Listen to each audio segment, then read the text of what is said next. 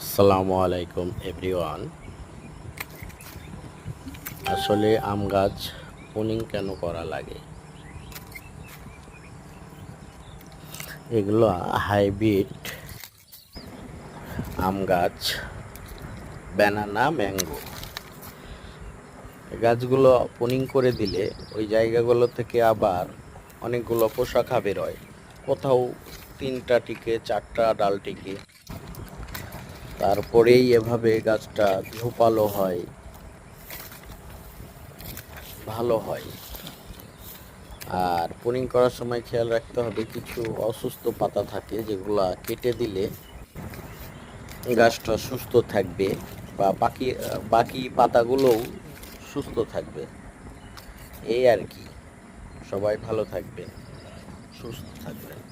আসসালামু আলাইকুম।